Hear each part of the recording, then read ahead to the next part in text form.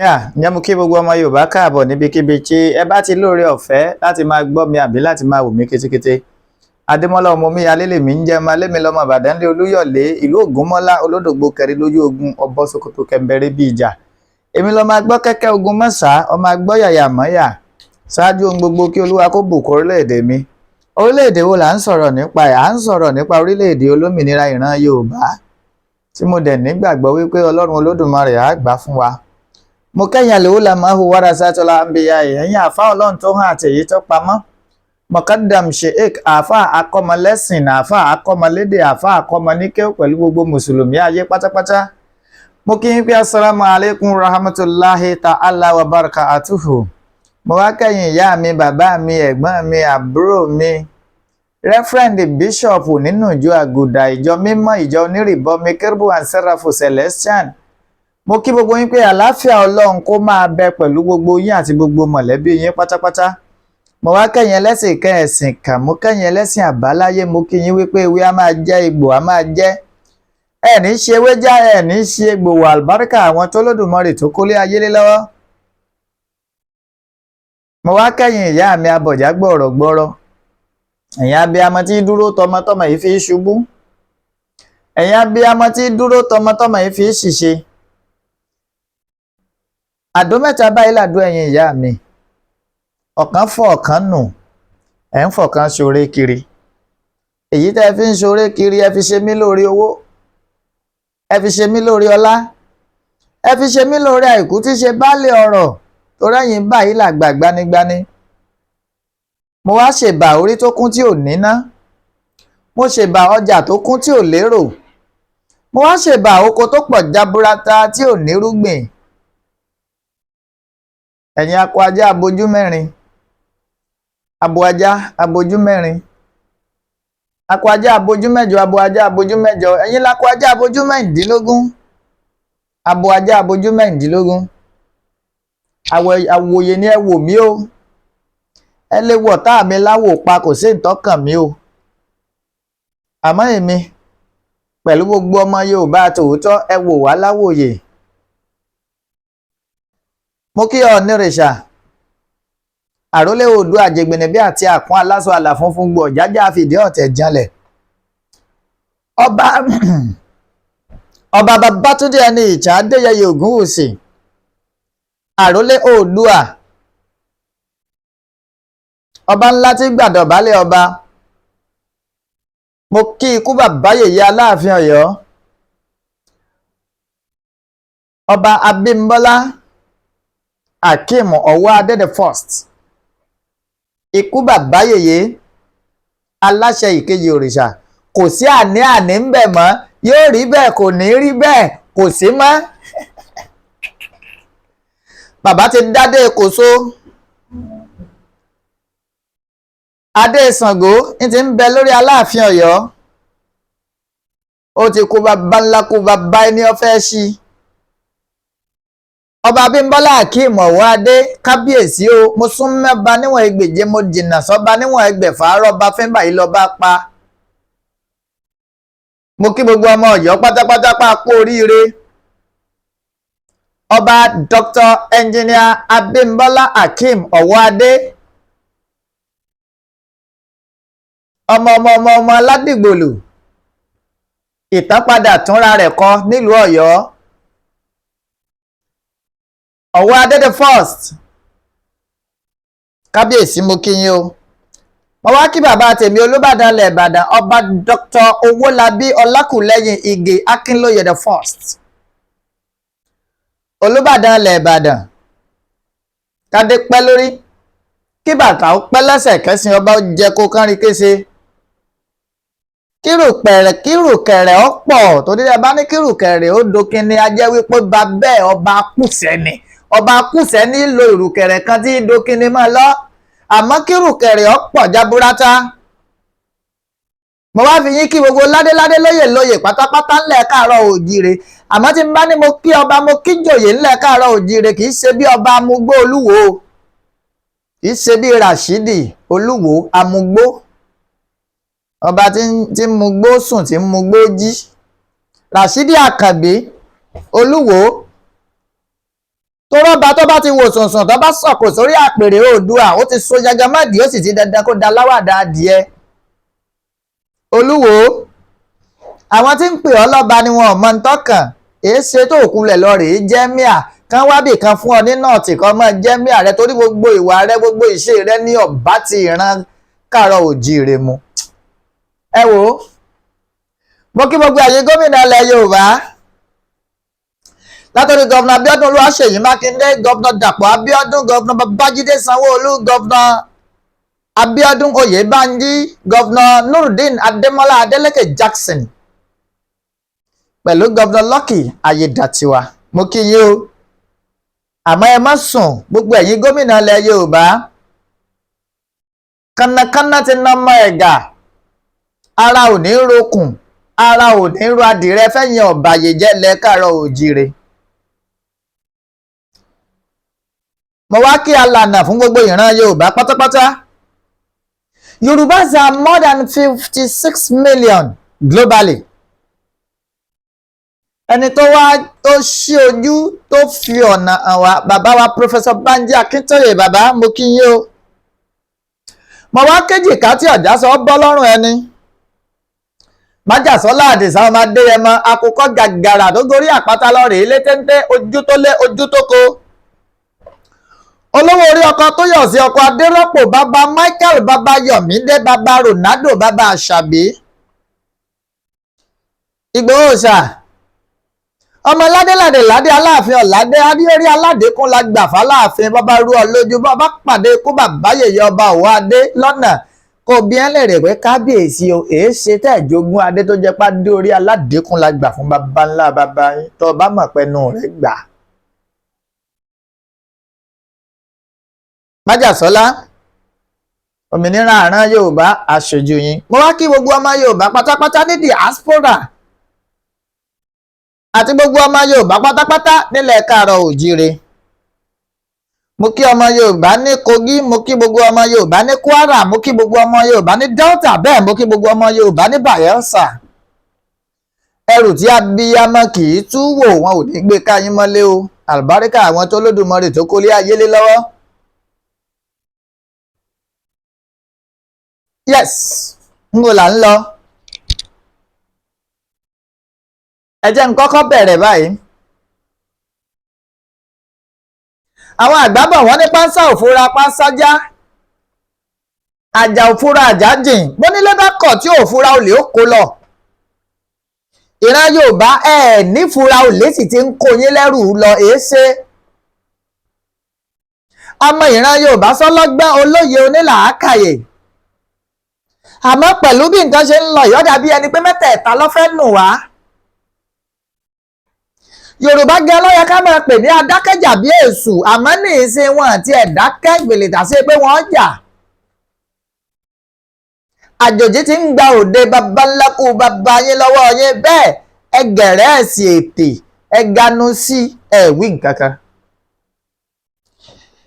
Bẹ́ẹ̀ bá ganu sí ìyà ó jẹ yín bẹ́ẹ̀ sì ganu sí ìṣẹ́ ẹ mú ìṣẹ́ bí ìgbà tí èèyàn bá momi ni. Ìran méjì náà ni ìran tí Fúlàní Haúsá ń dà láàmú jù lórílẹ̀‐èdè Nàìjíríà. The South West and the South East. Ẹ̀yin méjèèjì ẹ wá gọ̀ ẹ wá sùn ẹ wá kọrí ibì kan náà. Ibi àwọn nǹkan ìfura tẹ́ẹ̀mọ̀ tí ń ṣẹlẹ̀ máa nà ń bẹ́ ìmọ̀ ṣàlàyé rẹ̀ fún yín kí lọ́nà àbáyọ ń bo la fẹ́ gbé gbà odówó làádọ́rùn lásì. Wọ́n gbé ṣàríà wọlé sí alá nílẹ̀ Yorùbá. Àwọn gómìnà tó ti ṣe òun tẹ́lẹ̀ ó tó yá wọ́n tó ń ṣe òun mi ò rí abáwí o àwọn ẹrú Fúlàní. Mi ìfẹ́ dárúkọ gómìnà kankan àmọ́ tó bá yá á padà sójú abẹ́ǹkó. Gbogbo ẹni tí ń dìtẹ̀ gbogbo ẹni tí ń gbàbọ̀dẹ̀ fúnran Yorùbá pátápátá alálẹ̀ Yorùbá alálẹ̀ Oòduà ò ní jẹun oríire gbámú. Ìbáà ṣe gómìnà ni ìbáà ṣe sẹ́nítọ̀ ni ìbáà ṣe rẹ́ẹ̀pù ni tó ń gbàbọ̀dẹ̀ fún ìran Yorùbá tó ń tàran Yorùbá lórí tí ò nítumọ̀ lórí àkóúnjẹ lórí ìjẹbánu lórí rándaràndá tó ń tan ìran Yorùbá tó ń tàran rẹ lágbára lọ́wọ́ ọlọ́bọ̀ bá gbígba ọmọ kò ní kù kan, kì í ṣèpè, àmọ́ tó bá jẹ́ pè náà ni ẹ dákun ẹ fomi lò ó. àwọn Fúlàní ajínigbé darandaran afipábánilòpọ̀ ni mo ṣe ń bá yín sọ̀rọ̀ yìí, wọ́n ti sọ̀ráǹdì gbogbo ilẹ̀ káàárọ̀ oòjíire. ẹ̀yin bàbá wa dẹ̀ dákẹ́ ẹ̀ sọ̀rọ̀. bó ṣe máa ń sọ, ó ṣòro kájòjì ó tó mọ ibi tá a sìnkú baálé ilé sí bí ọ̀bá lọ́wọ́ aráalé nú. gbogbo ogun tí ń jàran Yorùbá lọ́wọ́lọ́wọ́ báyìí, àwọn aráàánú ilé gẹ́gẹ́ ní atọ́nà ní ṣokùnfà ẹ̀. ẹ júwe ẹ sọ àwọn abí nílẹ̀ káàárọ̀ oòjíire kẹ́yìn náà mọ̀ pé ó wà peaceful lọ́wọ́lọ́wọ́. kò sí bá a bá ń parọ́ fúnra wa lókù. tó o bá fẹ́ ṣẹ̀mí ara rẹ lófò tó bá ti ń di bí àwọn aago bíi mélòó kan, má gba òpópónà Mọ́sọ̀ọ̀sẹ̀ Ìbàdàn s'Ékòó, má gbà kọjá o. tó o bá ti ní owó ẹyọ ńlé, tó o pawó ọ̀ràn sílé, tó o fẹ́ràn ara rẹ, tó bá ti ń di àwọn aago bíi mélòó kan, má gba òpópónà Iléṣà sí Ìbàdàn. báyé ò bá ṣèèyàn tí kì í ṣe wípé Olódùmarè màámà fẹ́ fìyà jẹ èèyàn, tó bá lọ rè gba Benin Ọ̀rẹ́ road wò ó ti lọ. òpópónà Ìjẹ̀bú Òde síbàdàn kò ṣeé gbà. Ìbàdàn sábẹ́kúta ó ti di fíágan kò sí ètò ààbò rárá. àti bẹ́ẹ̀ bẹ́ẹ̀ lọ. ẹ jẹ́ á wá fi ọ̀rọ̀ òpópónà sílẹ̀, ẹ jẹ́ á máa sọ àwọn ìgbèríko. We have done a lot of findings. a ti ṣe ìwádìí, a dẹ̀ ti bá bẹ́ẹ̀ wípé 90% of the dominance of every villages in Yoruba land are now Hausa Fulani. ìran Yorùbá ẹ ti ya wèrè. ẹ̀yin fi àbá yín lẹ̀, ẹni Fúlàní fẹ́ pa yín, ẹ fàbá yín lẹ̀. now Fulani has taken over all your villages. ẹ wá ganu wèrè kalẹ̀, ẹ wá fọ́ lẹ́rán, ẹ ń rẹntí ẹni tí ó wá gbèjà yín àbí. This one is not the issue of being political or not. This is not a political statement. But ẹ jẹ́ ìran Yorùbá ó jókòó kájọ wò ó pé ń bo láti ṣàṣìṣe. àtẹ̀mí àti yín lájọ́ ń pariwo pa ní ìdí orílẹ̀-èdè. now ṣé kí orílẹ̀-èdè ìran Yorùbá tó dé ṣe kẹ́ pa gbogbo wa tán ni? gbogbo strategy, gbogbo ọ̀nà tí wọ́n ń gbà ẹ̀ẹ́dẹ̀wó láti bẹ̀. Ondo State títí di pápá ẹkú tó bẹ̀rẹ̀ sí ní àtáàkì every time. ẹ̀yin àgbà náà lẹ́sìn ni pé ikú tí ń pojú báyìí ní òwe ńlá ló ń pa á fún ni. a sì gbọ́dọ̀ gàn bí ẹ̀kọ́ méjì tí á jẹ́ kan tí kejì sì ránjú kalẹ̀. Yorùbá àti gọ̀jù kí làwọn nǹkan tó jẹ́ ṣòro wa? Is it that we have been blindfolded or what? kí ni nǹkan tó ń ṣẹlẹ̀ gẹ́gẹ́ tí jagunjagun wá fi wá dọ̀lẹ? tá a bá ní àwọn tí bàbá wa Ààrẹ Gani Adams ẹ̀yà wà á gbèjà wa àtẹ̀ra wa ni o. Gani gò rí jà ara rẹ̀ gbè. Ààrẹ Ọ̀nà Kakanfò ọ̀pá ẹlẹ́sìn rìn ni wọ́n ń jẹ̀mọ́lẹ̀ kí wọn ọ̀pá ń tọ́kàn mọ́. Ìgbòho tí ó sì tún gbèjà ayé ń bẹ́ ń bi ẹmú pamọ́ sí ọwọ́ tán ọ̀rí. wọ́n ní jó ogun là á níran akíkanjú ọmọ. gbogbo ẹ̀yin tẹ́ ẹ bá ní ọmọ tó stubborn nínú ilé, tẹ́ ẹ ní ọmọ tó burú nínú ilé, àsìkò téèyàn máa ń nílò orú wọn a máa wá. Ìgbòho tọ́ọ̀gì ni, Ìgbòho igá kan ni, ọ̀ya ẹ̀yin tẹ́ ẹ tọ́ọ̀gì, ẹ̀yin tẹ́ ẹ ṣe kinní kan, iṣẹ́ kàn yín. Ilẹ̀ Yorùbá ń bẹ lágbá ewu tó ga lọ́wọ́lọ́wọ́ bí mo ṣe ń bá yín sọ̀rọ̀ yìí. atọ́ àwọn ibìkan nílẹ̀ Yorùbá láti bí ijọ́ bíi mélòó kan, a dẹ̀ bá bẹ́ẹ̀ wípé we are in serious danger. Inú ewu la wà. Mo fi Ọlọ́run tó lẹ̀mí mi búra, if care is not taken in the next few months, in tí ó ṣẹlẹ̀,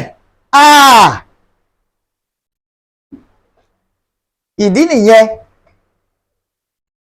tó fi jẹ́ wípé gbogbo ẹ̀yin gómìnà ilẹ̀ Yorùbá ẹ nílò láti pe àrónú yín àti ọ̀dọ̀fin, èyí tí ń lo ọ̀pá nù yín tí ń fọ̀pá rìn lọ́ọ̀rẹ́ wá solution bó ṣe sọ̀pá nù tó rìn kéyémú. Èyí tí ń lògò ẹ lọ́ọ̀rẹ́ gba double lens kẹ́ ẹ lè ríran dáadáa. Èyí tí bá ń sọ̀rọ̀ lẹ́yọ kọ̀ọ̀kan bí akálòlò lọ́ọ̀rẹ́ wá tó lò tó rẹ̀ jágere. Gbogbo yín ẹ ṣèpàdé, ẹ mú ètò ààbò lọ́kùnkúndùn. Agbára àwọn Àmọ̀tẹ́kùn nìkan ò ká tí ń bẹ́lẹ̀ mọ́. You are not just wearing Àmọ̀tẹ́kùn uniform for fun. Wear Àmọ̀tẹ́kùn uniform, give Àmọ̀tẹ́kùn solid instructions lórí bí wọ́n ṣe fẹ́ dáàbò bo dúkìá àti ẹ̀mí àwọn ọmọ Yorùbá. Àmọ́yìn tó wá rí Àmọ̀tẹ́kùn bá wí, Àmọ̀tẹ́kùn regbó ọdẹ pẹ̀lú sákàbùlà. Àwọn tó fẹ́ lọ rèé bájà nínú igbó, àwọn ẹlẹ́gbẹ̀hún ìjà olóró burúkú dání. Àmọ́ bóyá torí wípé kò kan ẹ̀yin gómìnà yìí, kò jẹ́ kẹ́ ẹ mọ iyì wàhálà, kò jẹ́ kẹ́ ẹ mọ fìtínà tí àwa mẹ̀kúnnù tá ń dojú kọ. Bóyá tó bá tiẹ̀ jí ọmọ gómìnà kan gbé, àbí tó bá jíyàwó gómìnà gbé, bóyá àbí ẹ jí bàbá gómìnà gbé tí wọ́n tó wá pa á. Bóyá gbà náà gómìnà kí gómìnà àbí sẹ́nítọ̀ ẹ jókòó, ẹ pàrọnú yín, ẹ pe ọ̀dọ̀fin. Ìtẹ́ ẹ̀kọ́kọ́ mọ̀ tí ò fún yín lára tí ọ̀dẹ́ tí làákàyè yín ò sí ni wípé iṣẹ́ àgbẹ̀ ìlànà ìran Yorùbá sí. Wọ́n kọ́kọ́ mú iṣẹ́ àgbẹ̀ wa nílẹ̀ Káàárọ̀ Oòjíire, wọ́n jẹ́ polúkúrúmuṣu. Báyìí bàbá wa bá dáko, àwọn Fúlàní á dá màálù rebẹ̀, wọ́n á jẹ gbogbo oko. Wọ́n kọ́kọ́ fìyùn, wọ́n fi lé àwọn bàbá wa kúrò nínú oko àṣìrorí. Ẹ̀yà wa tó wá ṣègbìyànjú, wọ́n á lo oko. Tí wọ́n bá dóko, tí wọ́n ń dáko lọ, Fúlàní abatẹnijẹ́ alọ́kọ́ ló ń kígbe òsánú gbó kígbó. Wọ́n débẹ̀, ìyá wa tó yẹ pé ìmí ti súnmọ́kùnrin gbẹ̀yìn ní ìsìn, ó ti lé 20-30 years. Àwọn Fúlàní burúkú yà máa béèrè lọ́wọ́ wọn pé àbó ti ẹ̀dà. Wọ́n ń fipá bá àwọn ìyá yẹn lò pọ̀. Tí wọ́n bá bá ọkùnrin nínú oko, wọ́n pa á, wọ́n fipá bá àwọn ìyá wa lò pọ̀. Ẹ̀yin ọba, ẹ̀yin gómìnà, ẹ sì ránjú kalẹ̀, ẹ wí nǹkan kan.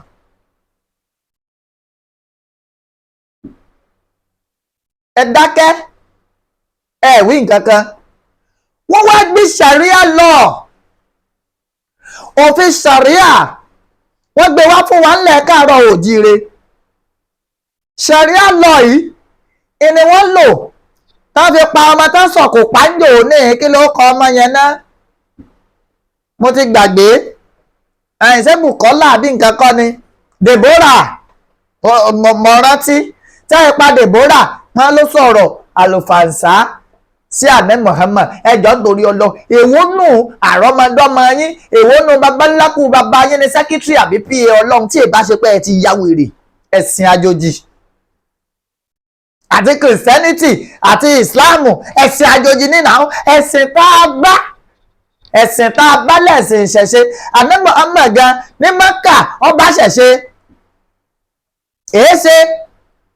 So Sharia yẹn lẹ wá gbé bá wà nílẹ̀ Káàárọ̀ Oòjíire. Ẹ sọ àwọn bàbá tíá, àwọn ọmọ ìyá wa, ẹ sọ wọ́n dá lápá kan. Ẹ mọ̀ lọ́n ṣe tí ọ̀yẹ́ wọn ó sì ẹ mọ̀ gbé ọ lápá.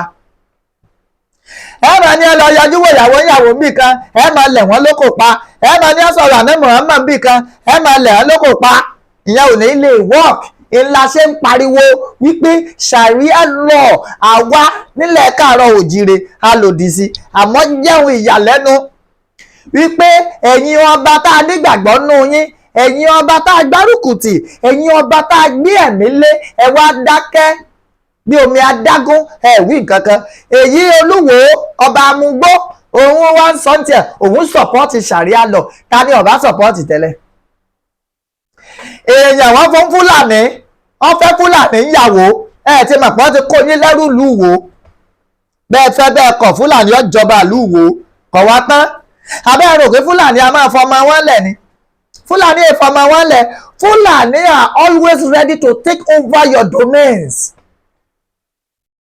Tí Fúlàní bá fún yín lọ́mọ obìnrin kan, wọ́n á ní èso oore tán fẹ́ kó jáde ńbẹ̀ ju wípé Fúlàní fẹ́ ní tí wọ́n mú jáde ńbẹ̀ ní kí ló sì fẹ́ mú jáde láàfin Ìwó ju wípé wọ́n fẹ́ install ọmọ wọn gẹ́gẹ́ bí Olúwo ni.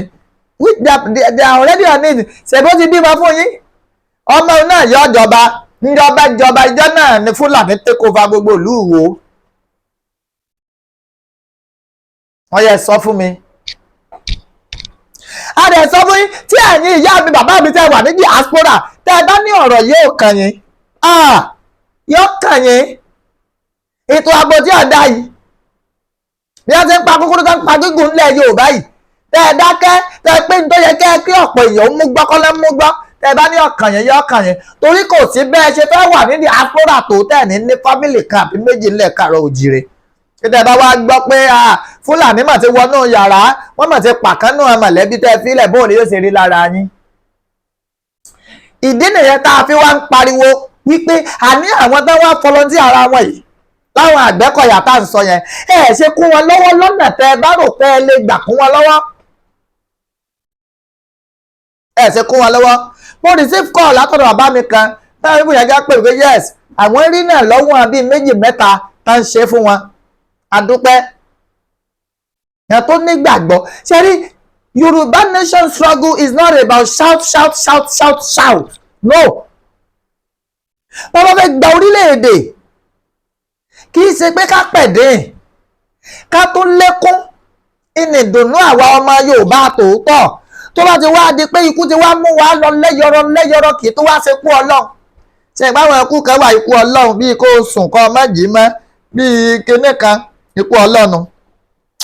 Ọba ti dikú pé Fúlàní ń bẹ́yàn lórí kì í ṣe ikú Ọlọ́run má tanra rẹ o. Ikú pa ikú àfọwọ́fà ni o, ikú pọ̀ dáàbò bora rẹ. Àyà pẹ́kìlẹ̀ bá Ògùn Fúlàní ń ṣe lákùlákù Ògùn, ẹ̀yin ò fúra ní. Fúlàní ó gọ́ sí bí ìdí màálù ọmọ tọ̀ sí wọn lórí wọn máa fi bọ́jú. Wàláì mo fọba tó ní mímúra Ògùn ní. Ògùn ní yóò ní mo ti sọ yóò ti yá àwọn àgbààgbà.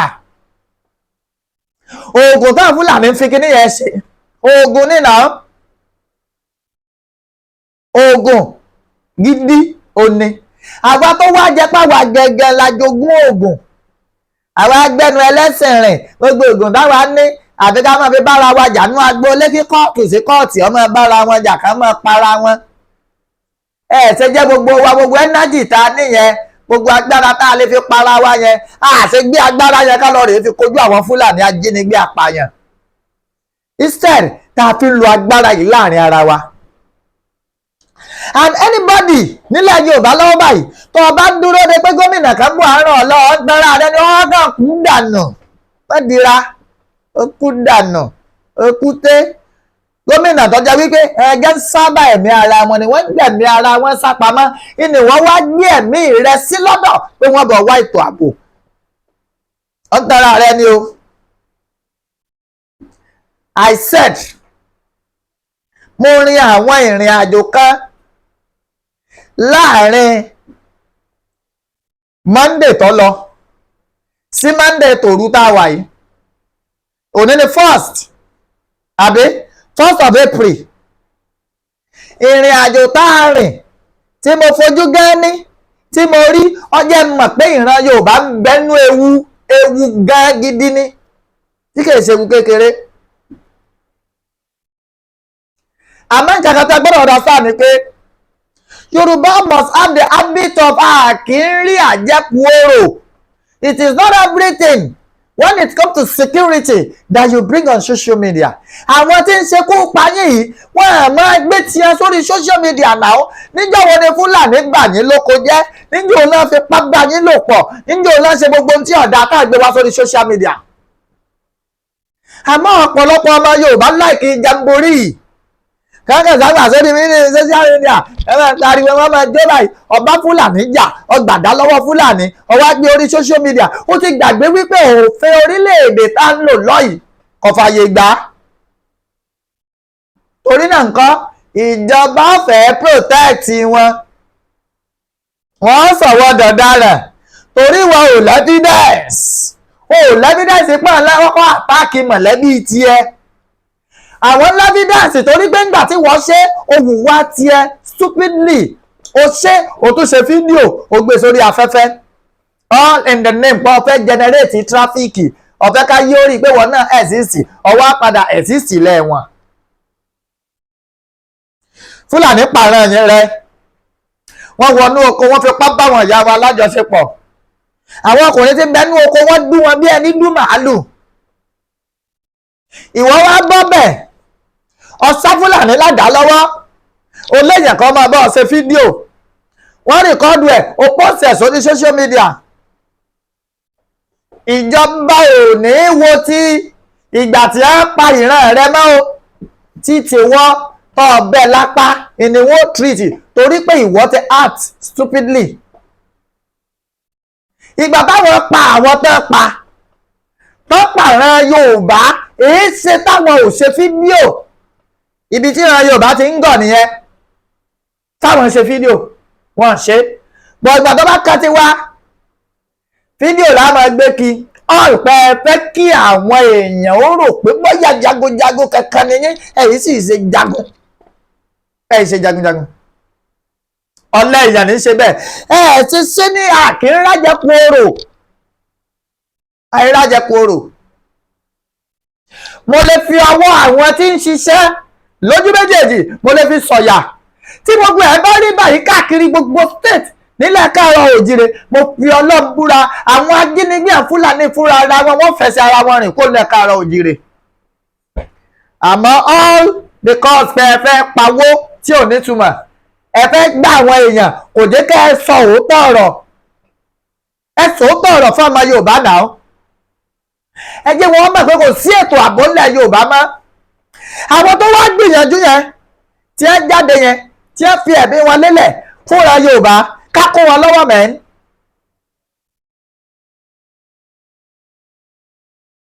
Àbẹ́ ẹ̀gbọ́n ni Yorùbá máa bá fi 100 ọdún pilẹ̀ wèrè ìgbà wo lẹ rò pa fẹ́ jájà? Tí a bá fi 100 ọdún wà lórí pé Fúlàní àfẹ́yé mọ́ ẹ wá mọ́ ẹ lọ ìgbà yín ò sún wọn kíní kan o ìgbà wo la fẹ́ ṣèyẹn dà? Àmọ́ ẹ gba nǹkan ọwọ́ wọn ẹ fi ṣe wọ́n sùtá. Ẹgbà tí ń bẹ lọ́wọ́ wọn ẹ fi ṣe wọ́n láabi. Ẹni tó pàdé rẹ lóró náà tó fẹ́ yí ọ gbé tó o bá lórí ọ̀fẹ́ àti gbà tí ń bẹ lọ́wọ́ rẹ̀ fi ṣe ní sùtá.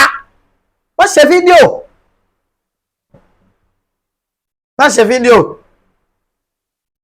Ìní mo ṣe fọ́ọ̀tì àwọn aróńdó wọ́n payé bí adìẹ ṣékè ẹ̀rọ abọ́ta kébí náà àbẹ̀ ẹ ti ya wèrè sorry to say.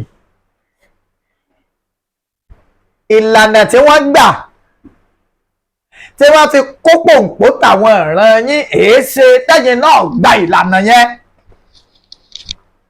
Èéṣe ìlànà táwọn gbà tó fi kó pòǹpó tìran yín tó fi wọlé tẹ̀rù gbé tó fi wọlé látẹ̀yìn gbèrú ran yín èéṣe tẹ́yìn náà kẹ́ẹ̀sọ pàǹpá pọ̀ kẹ́ẹ̀kọlù wọn kẹ́ẹ̀ wá ṣe ní àìrájẹkù orò. Bíbélì ní pé ń tá a rí àbí ṣé Quran ló sọ pé ń tá a rí láàfin sòdí wọn ń tá a rí. Look at what is happening in Edo State now. Mọ̀ pé rìhásà ni Yorùbá ẹ má sùn, wake up from your slumber. Ẹ dìde, ẹ jí. Ìran Yorùbá ló lọ́pọlọ jù, ìran Yorùbá ló ní làákàyè. Àwa là á yá àwọn ẹ̀yà yòókù lọ́pọlọ, wọn ní ọpọlọ tó wa. Àmọ́ torí àwọn bàbá wa kan, àwọn alájẹbánu, àwọn ẹni ìyàbí ọ̀nà bẹ̀rẹ̀, àwọn atọ́kù mọ̀kù amọ̀nà ọ̀run mọ́ lọ, àwọn ẹni àìjírí, ẹni àìjíkò aké dánidání, àwọn ránran, àwọn ẹni òfò, ẹni àdánù, torí ìwà burúkú ọwọ́ wọn, wọ́n ti sọ̀rọ̀ Yorùbá dọ̀lẹ. Àwọn adákẹ́ ẹni ọ̀tọ́ wọn fi ìjà fọ́ ọlọ́run jà. Ọlọ́run èwo? Ọlọ́run ránṣẹ́? Ṣé ẹ rò wípé ìran Yorùbá nìkan ní ń pọ̀ Ọlọ́run ni? Kọ́ọ̀lù tí ń dọ́dọ̀ Ọlọ́run lójúmọ́ pọ̀, kọ́ọ̀sì tí ń dí ọ̀dọ̀ Ọlọ́run in a day ọ̀pọ̀ jù, in a seconds ọ̀pọ̀. Ká tó wá sọ pé orílẹ̀-èdè sórílẹ̀-èdè. Ẹ mọye orílẹ̀-èdè tí ń bẹ lágbàáyé ni? Ẹ mọye orílẹ̀-èdè tí ń lalẹ̀ hù sí lójoojúmọ́ ni? Ọlọ́run kan náà mọ̀ ni, Elédùà. Òun náà sì ni gbogbo èèyàn ó pè tí ó gbé kọ́ yìí. Àwọn kan wà bẹ́ẹ̀ mi ṣe ń ṣe fídíò yìí lóru yìí nísìn, àwọn kan ò sùn, wọ́n wà lórí pé wọ́n ń bẹ Olódùmarè, yóò gbé kọ́ ọtí ẹ náà. Ètò mi náà ń sọ yìí, Olódùmarè ló ní máa sọ. Ara kọ́ọ̀lù kan náà nìyẹn. Ẹ jẹ́ ń dèrè ẹlẹ́wọ̀n lọ́mọ tó bá ṣípá nìyá rẹ̀ ó gbé. Ẹ ṣe ní àṣípá kátìdẹ. Àwọn àwò bọ́yá a bá gbàdúrà sólódùmarè ńgbà náà, bọ́yá yóò jẹ́ pé wà bí ò ní jẹ. Àmọ́ ẹ wá dákẹ́, ẹ sunrun ẹlẹ́sìn rìn kalẹ̀, ẹ sùn kalẹ̀, ẹ fọ́ lẹ́rán, ẹ ń retí ìjọ́ tí mẹ̀sáyà wà gbèjà yín. Mẹ̀sáyà tó wá ń jò ní olóyè Sunday Igboho, kí lẹ fi sọ lẹ́sàn? Kì í ṣe pé wà ń dálẹ̀ àbí ìbọn wà bí ọ wà? Àfi kẹ́ ẹ máa mú ṣó, kẹ́ ẹ máa má jẹ́. Ẹ wá bi tí ọ̀rọ̀ ọ̀ràn Yorùbá tí ó ti lójútùú. Èmi ò lè gbébọn, mi lè gbádà. Likewise, most of you people watching me, wọ́n àwọn kan wá volunteer lives ara wọn, wọ́n volunteer lives wọn láti jà fúnra Yorùbá, láti má jẹ́ kí àwọn Fúlàní yìí kí ẹ capture gbogbo ilẹ̀ Yorùbá. Already Yorùbá land has been captured. Ẹ má parọ́ fúnra yín, ẹ má tọra yín. Tí gómìnà bá fi lè sọ pé ẹ̀rù ń bà wọ́n, kí wá làwọn aráàlú. Ìtawà ń sọ nìyẹn. Wọ́n sì ní àtòkèrè lọ ẹlẹ́kùn tí mẹ́kùn rẹ̀ sún. Ẹ jẹ́ á ṣe kíni? Ẹ jẹ́ á kún àwọn tó yẹ á kún lọ́wọ́. I've been to so many places láàrin Monday sí Monday lè tàwà yìí, and I've seen a lot. Yes. Mẹ́wàá nǹkan gbogbo onúgbò ilẹ̀ Yorùbá pátá ní bẹnu ewu. Ààrẹ Gani Adams, ẹ̀yin láàrin Ọ̀nà Kakanfò náà, ilẹ̀ jàrí Ọ̀nà Kakanfò lè lórí tẹ̀bá lè dáàbò bò ran Yorùbá. Aláàfin Ọ̀yọ́ ọba Òwò Adé, mo ṣí fìlà forí adé. Dé sí fàájì o, Aláàfin Ọ̀yọ́ ẹ dé sínú wàhálà ni, ẹ dé inú sẹ́ni.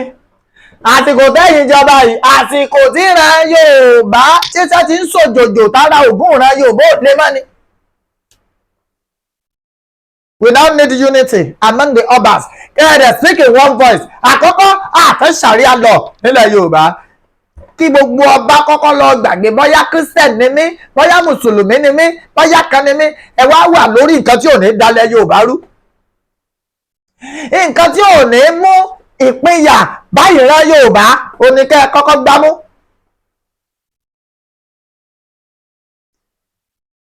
Bí ráìsì bá wá pàkúta, sẹ́nu ń bára lọ́wọ́ tọ́ sí ni.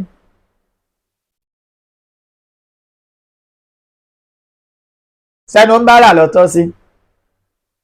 Fọ́gbà ẹnu àwọn ará bí láti máa tẹ́tì wá nílẹ̀ Yorùbá. Sọ tó bẹ́ẹ̀, sọ yóò rí bẹ́ẹ̀ ni. ìdí sì rèé tá a fi ń pariwo pé òsàbò ò lè gbè wá, èé ṣe tó ò lè ṣe wá bó ṣe bá wa, ẹjọ́ ní kálukú ọ lọ lọ́tọ̀ọ̀tọ̀, ẹjẹ́ á pín gàrí kórílẹ̀-èdè Yorùbá ó wà, ẹ̀fọ́ náà ń tiẹ̀, ẹ̀fọ́ kálukú ń tiẹ̀, ẹjẹ́ á lọ lọ́tọ̀ọ̀tọ̀.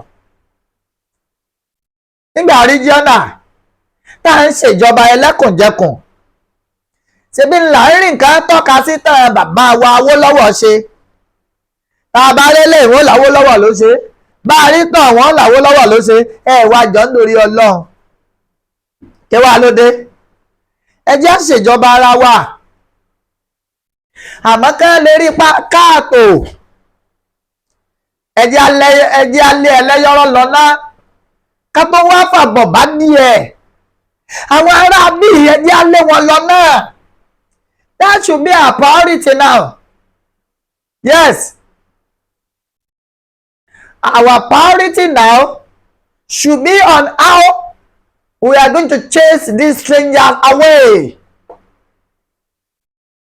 Unwanted visitors. Only one. Bó la ṣe fẹ́ lé wọn. Mo kí commandant àwọn Àgbẹ̀kọ̀yà tí ń ṣiṣẹ́ ribiribi. I will never mention name. Torọ́ dàlẹ́ pọ̀ nínú ọmọ Yorùbá. Bọ̀bọ̀ kí yín ilẹ̀ Oòduà ó gbè yín. Àyè wà láti ràn wọ́n lọ́wọ́ because they need a lot of things. They need a lot of things to work.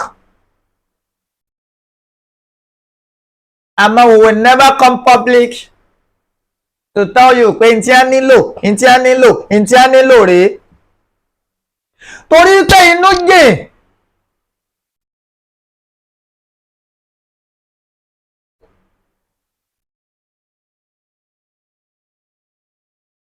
Nígbà Sunday Òṣùpá kọrin kan. Ó ní Amẹ́ríkà àkọ́kọ́ ọmọdé ní mí ń gbà yẹn. Mi ò mọ̀ tún débi pé ń wó mọ́ọ̀sì. Wọn ò mẹ́ni tá ń sábà débi ẹni àsúnmọ́. Mi ò mọ Júdásì tó wà láàrin èèyàn gidi. Mo fi nú ọ̀rẹ́, mo fi ń alábòsí. Mo fi nú ọ̀tá, mo fi nú eléni ni. Mi ò mọ̀ tún débi pé ń wó mọ́ọ̀sì. Wọn ò mẹ́ni tá súnmọ́ débi ẹni àsá fún. Mi ò mọ Júdásì tó wà láàrin èèyàn gidi. Àmọ́ Júdásì o. Ìdí nìyẹn tá a fi ń ṣe gbogbo nǹkan gẹ́gẹ́ bó ti yẹ ká ṣe báyìí. Ẹ má fẹ́ ràn wọ́n lọ́wọ́, just WhatsApp or call on WhatsApp, we will explain to you. Tó bá tẹ́ Ọlọ́run ràn wọ́n lọ́wọ́, bí ọba tẹ́ Ọlọ́run máa ń ràn án lọ, má gbé wọn fáyé. Tí a rí mi yín pọ̀, ẹ̀yin oníṣẹ́ a rí mi. Ẹ má gbé àmọ́ ọlọ́mọ sáyé kí ẹ lè bá délẹ̀ lérí pẹ̀lú iṣẹ́ tó ń ṣe. They are complimenting on the effort of olóyè Sunday Igboho. Ọlọ́run dẹ̀ fún wọn láṣeyọrí tínú olóyè Sunday Igboho góòdùn.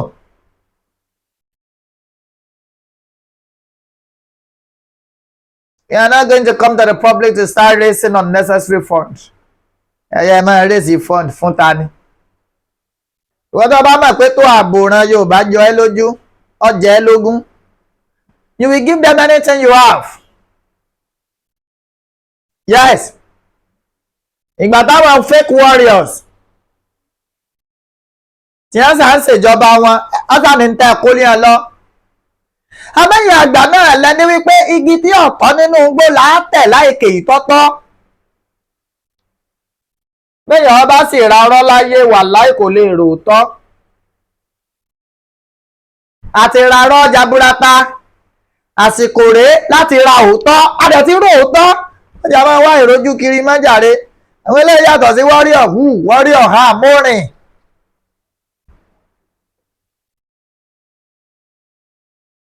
Mo ti rìn débi wọ́n fòwú aláǹtakùn tán fi sodó kọ́. Mo ti rìn débi wọ́n ti ń fi abẹ́rẹ́ gúnyán. Mo ti rìnrìn àjò rẹpẹtẹ wàláì. Mo ti mọ̀ yàtọ̀ láàrin irọ́ àtòótọ́ báyìí. Ẹ̀yàn bá dóko bá bẹ́ lòmíì rí ní ó ní òṣókó tó ti bàbá òun láyé á ti rìn.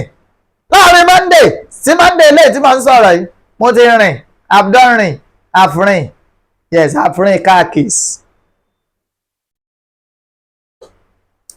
despite pé à ń struggle yìí náà láti jẹ́ èèyàn a tó dedicate time wa fúnra Yorùbá. I'm doing this not because of anything but because wọ́n jẹ́ Yorùbá ìyá mi Yorùbá bàbá mi Yorùbá ẹni mo tó wá gbà fún tó jólóyè Sunday Igboho Òòṣà Yorùbá. Tá a bá dágunlá tí ìyà tí ń jẹran Yorùbá lónìí kò sí bá a ṣe fẹ́ escape ẹ̀ tí ò ní kankan nù mọ̀lẹ́bí wa. Tí gbogbo ayé ìyá mi bàbá mi tẹ́ wà ní diaspora tá a bá kọ̀ tá a ran àwọn Àgbẹ̀kọ̀yà yìí lọ́wọ́ láti succeed ẹ má jẹ́ ń tàn yín yọ́ kàn gbogbo wa torí ẹ máa fẹ́ wálé ajo olè dúdúdúdú títí kó nílé ọmọ fẹ́ wálé kò sì sí nǹkan tí ò jẹ́ wálé ju ètò ààbò tí ò sí lọ. Àmọ́ tí ètò ààbò tó bá dúró táyé náà rí tẹ́ ẹ gbọ́ pé kódà òpópónà báyìí o àlàáfíà jọba ń bẹ o kò sí pé wọ́n ń jí ní gbé o kò sí wípé gbá kan o kò sáwo kan o ẹ̀yin náà lè wálé náà inú tí irú àwa iná ọdẹ lè dùn wípé ariwo tá a pa kò lọ lófo. Bá a ṣe ń sọ̀rọ̀ ẹni ìsìn gbogbo ọmọ Yorùbá pátápátá ńlá ti gbaṣẹ́ ojú lalákàfí sọ́rí bẹ́ẹ̀ kan lẹ́ Yorùbá bá lóun lè sùn oorun àsòdíjú ń kura ní òde lórí gómìnà èèyàn lọ mọ́sálásí nísìn àdúrà kan máa yẹn bá ń bù ń bẹ̀ lọ́mọ ìgbà báwa ń ṣọ́ọ̀ṣì náà ṣe ń dùn ní ọmọ ti lé àwo ẹ̀pọ̀ ògùn pọ̀ ìṣẹ̀ṣe bàbá yẹn bọ́ǹbù tó bá já àwo tòótọ́ kò ní débi ọ wà bá já àfáà tòótọ́ náà bọ́ǹbù ò ní débi ọ wà bọ́jẹ́ wòlíì tolódùmarè ránṣẹ́ tòótọ́ náà àwọn nǹkan aburú ò ní kàn wọ́n àmọ́ ojú báyìí làlákàfí sọrí. So the Àgbẹ̀kọ̀yàs ẹ má jẹ́ ń pè wọ́n lágbẹ̀kọ̀yà gẹ̀mẹ́jẹ́ máa pè wọ́n ní ajagun ọmọ Odùduwà because àwọn kan wà tí èsì Àgbẹ̀kọ̀yà nù wọn tọ́jà wípé nú ẹgbẹ́ mi ìbí sọ̀lúdẹ̀rọ̀ ìníyàn ti jáde but wọ́n fọwọ́sowọ́pọ̀ láti rí i pé ìyà yìí tó gẹ́ẹ̀ alùbàtà kan kì í dárin àìdákẹ́kú àlègọ̀kú báwọn kan bá gọ̀ àwọn kan gbẹ́ náà nínú àwọn àyè bá ti ẹ̀ gọ̀ àwọn kan gbọ́n ó dẹ̀ dìde wọ́n kó wọn lọ́wọ́ náà nínà lọ́dọ̀ tèmi náà ẹ̀ rí i pé dátà ti wọ́n ìwé tí dátà gbà wọ́n ní ìsìn aláì ọkọ̀ sọ so you can always assist with data and other financial aspects. 09036371643 09036371643 that is the number to call after the program. Èmi è gbé call lórí YouTube program mi è gbé ká ní Facebook ni màá máa gbé and I'm starting my Facebook program very soon tí ń padà on air fully tá máa yànnàná ọ̀pọ̀lọpọ̀ nǹkan. So ẹ jọ̀ọ́ àwọn Àgbẹ̀kọ̀yà yìí àwọn ajagun Odùduwà yìí ẹ bá wa ràn wọ́n lọ́wọ́ kán lè ṣàṣeyọrí. Mo ti mójú mi débẹ̀ mo ti rí mo rí ibi tó ń báṣẹ́ dé ẹ kún wọn lọ́wọ́ o ẹ kún wọn lọ́wọ́ o ẹ̀yin Yorùbá tó bá yẹ pé lóòótọ́ lẹ fẹ́ràn ìran Yorùbá tó bá ṣe pé lóòótọ́ lẹ fi ajagun àjàyè tó bá ṣe pé lóòótọ́ lẹ fi bọ́ lóko ẹrú àfi kẹ́ ẹ kún wọn lọ́wọ́. àìmọye àwọn tẹ́ ẹ ti ra mọ́tò Warrior fún àìmọye àwọn tẹ́ ẹ ti ṣègbà fún tẹ́ ẹ ti ẹ̀ wò ẹ má jẹ́ léyìí oògùn yín lápá kí lẹ fẹ́ fún wọn tí ó dínkù ní ọlá tó lódùmarè ṣe fún yín. Message me 09036371643. Mo kí bàbá mi Adéwuyì Omisore mo kí Prof both from America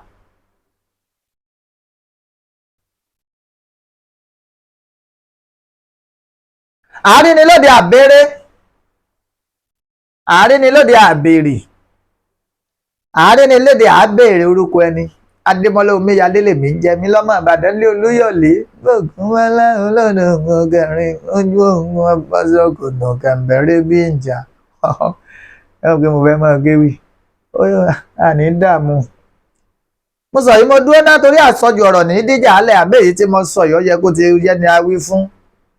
Today is April 1st lóru gànjọ́ ńlá wáyé tá a bá wà àkókò ní ìsìn bóyá bí aago méjì chẹ́ẹ̀kì táìmù mo kàn fi táìmù yẹn sọ ni.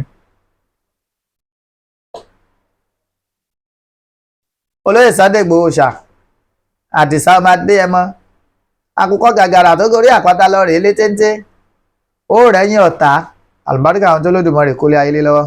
mo kí gbogbo ọmọ Yorùbá pé a kú ọdún ìtúnu àwẹ̀ tó lọ níjẹta ẹ̀mí ó síkà rẹ̀ ẹ̀mí ó ṣọ̀pọ̀ ẹ̀ láyé ó kù Easter nínú oṣù tá a wà I think on the 15th or 17th yes ẹ ṣé tẹ̀wọ̀ wá ẹ mọ́ gbàgbé àṣeyọrí Oòduà warriors ajagun Odùduwà ọwọ́ tèmi ọwọ́ tẹ̀yìn ní tèmi lè fi contribute náà ní kí n máa pariwo báyìí àmọ́ ẹ má béèrè ìrìn àjò wọn o Ọlọ́run ní fi wá fọ́ta mu 09036371643 is the number to message tẹ́ bá fẹ́ béèrè nǹkan kan nípa wọn. Thank you, God bless you. Yorùbá nation no going back. ẹ fáwọn náà lówó wa ní dààmú gbogbo ọ̀rọ̀ wa pátápátá ni ó gbọ́. Ìṣọ̀kan ọmọ Oòduà group London mo kí yín o mo kí gbogbo ẹ̀yin tẹ́ wà ń bẹ̀. It's time tí gbogbo yín gbọ́dọ̀ mú iṣẹ́ security lọ́kùnkúndùn o. Yes, security of lives and properties of the Yoruba people should be our priority now. Gbogbo gúrùpù yòókù tó wà pátápátá Àmọ̀tẹ́kùn Oòduà Yorùbá G Foundation every group tó bá sáti ní í ṣe pẹ̀lú olóyè Sunday Igboho Òòṣà mo kí yín.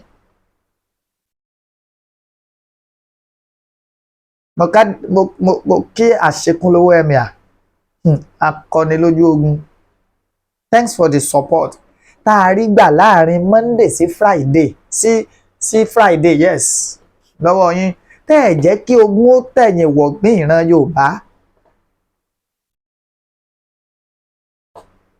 Thank you so much sir, we really appreciate you. ẹ jẹ́ kí àwọn tí wọ́n fira wọn sọ tán fara wọn sìn ẹ jẹ́ kí wọ́n mọ̀ wípé bá a ṣe é gbárè pé wọ́n sì gbọ́dọ̀ dalẹ̀ ìran Yorùbá. No matter what owó tí wọ́n bá fẹ́ fún wọn wọn ò gbọ́dọ̀ gbàbọ̀dẹ̀ fún ìran Yorùbá. Thank you so much Alhaji Roger Kazeem Aṣekúnlówó Herdsmen. ó dàbọ̀. I love you all and I continue to love you. The struggle continues. Yoruba nation no going back.